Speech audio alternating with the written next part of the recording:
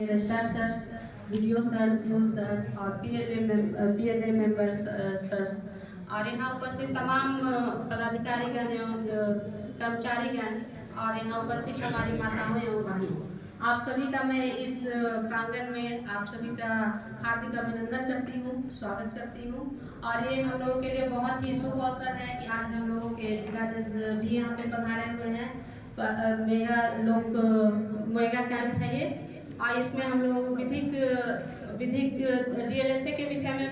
जानकारी देंगे और साथ ही हम लोग बहुत सारी परिसंपत्तियों का वितरण भी होगा।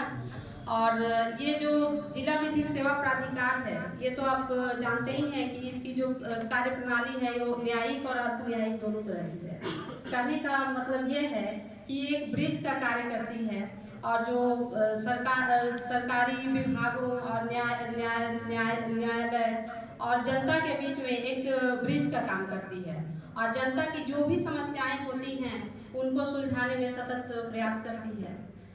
जैसा कि आप लोग जानते ही हैं कि जालसा का मेन उद्देश्य यही है कि जितने भी गरीब, असहाय और वंचित वर्ग के लोग हैं और जो भी विकलांग, जो भी दिव्यांग हैं और जो भी किसी भी तरीके से पिछड़े हुए हैं, माने हर वो व्यक्ति जो कि किसी न किसी समस्या से ग्रसित है, उन लोगों की समस्याओं का समाधान करने के लिए ये जिला विधिक सेवा प्राधिकरण का गठन किया गया है, जो कि हमारे राष्ट्रीय स्तर पर नालसा कहलाती है और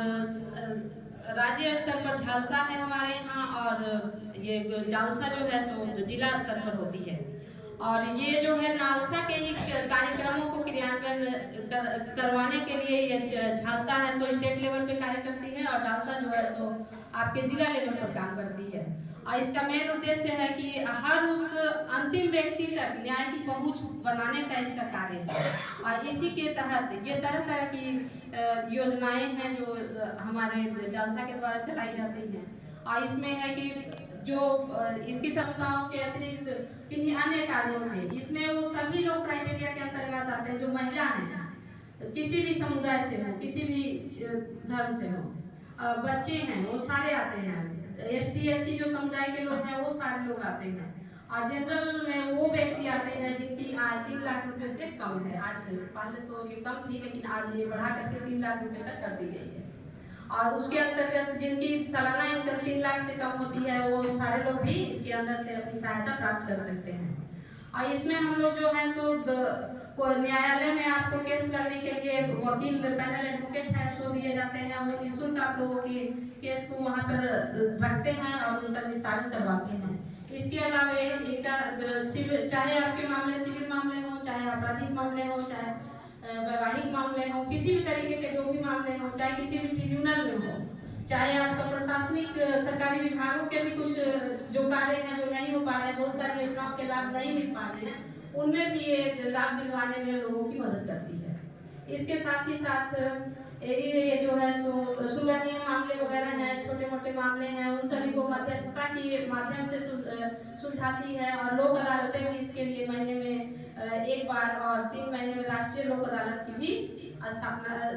राष्ट्रीय लोक अदालत के भी कार्यक्रम चलाए जाते हैं जिसमें कि लोग अपने मामले सुलझा लेते हैं और जिसमें दोनों में से किसी भी पक्ष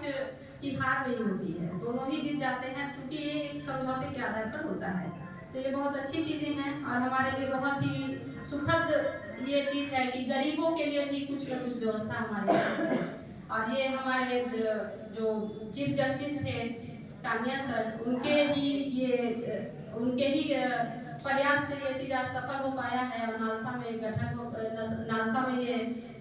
राष्ट्रीय विधिक सेवा प्राधिकार का गठन किया गया और सभी जगहों पर पूरे भारत में इसकी स्थापना की गई, हर जिले में। तो ये हम लोगों के लिए बहुत सौभाग्य की बात है। और चूंकि हमारा देश जो है सो 70% जो है सो गरीब तबके से ही बिलोंग करते हैं, गांव में ही रहते हैं लोग, शिक्षा है, बेरोजगारी है, लोग महिलाएं हैं तो महिलाएं भी सीमित हैं, उन्हें कुछ जानकारी नहीं है। तो इसका एक मेन पर्पस ये भी है कि कानून की जानकारी जो है सो सभी के पास पहुंचे, इसीलिए इसके तहत जागरूकता विधिक जागरूकता का भी आयोजन किया जाता है। उसके तहत भी स्कूलों में लीगल लिटरेसी क्लास चलाए जाते हैं। गांव-गांव में जाकर के इसके लिए जो भी कानून नए आते हैं उसके बारे में जागरूकता की जाती है, बताई जाती है लोगों को, ताकि जब कोई भी लोग जो है सो न्याय पाने से वंचित ना हो सके। और ये जो हमारा इसका उद्देश्य है कि न्याय तक सबकी पहुंच वो पूरी हो सके। और यही सारी बातें हैं और इन सभी बातों के साथ ही मैं आपको अपने शब्दों को विराम देती हूँ।